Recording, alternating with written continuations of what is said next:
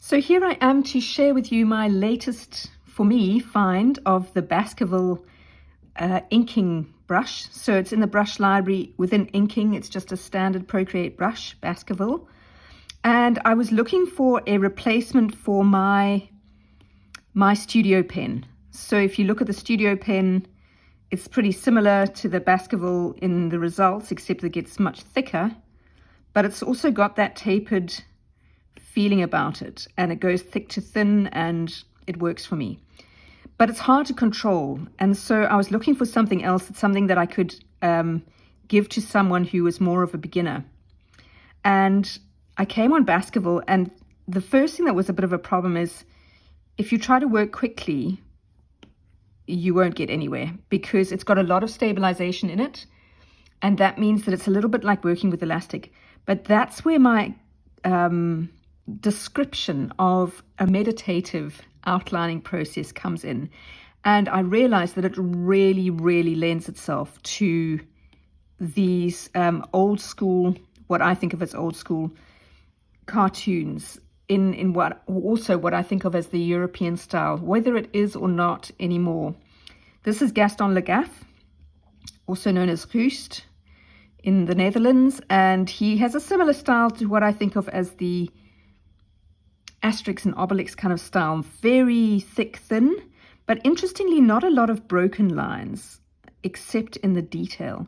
And he's brilliant for this, for testing out this Baskerville brush, and I'll show you how it goes. So I'm just using it at absolutely the default width, which is actually about 25%.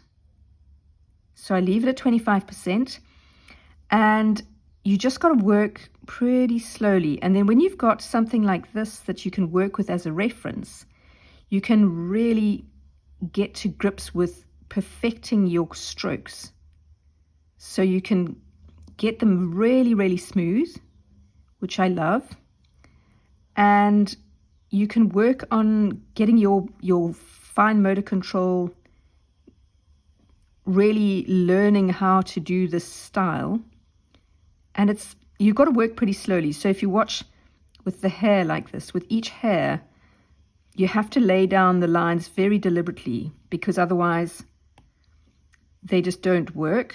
So I'll go into in the notes a little bit about some of the pitfalls. You can see if I want to get a curve and I go too fast, it just ends up as a straight line. So you really have to slow down, take your time. With each hair, I tend to go from the tip of the hair towards the root to try and get the thickness. And it's just been a really fun, relaxing experience to work with it. So here we go, picking this up, going through each eye. And specifically with the curves, you have to be so kind of gradual and gentle, I guess, is the best way to say it. But it gives you a beautiful thickness, and it also gives you these amazing kind of hair results. And it's very good for testing your patience. So I've been working with Gaston Lagaffe.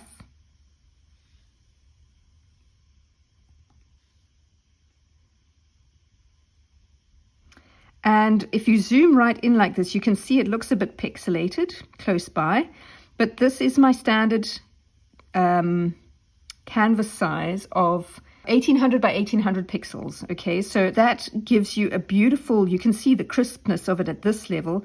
If I zoom right in, I can get really close so I can see the details, and I can pick up the different widths, and I'm really enjoying a slightly less broken look, but a much slower kind of, as I say, a meditative way of putting these lines down on the canvas.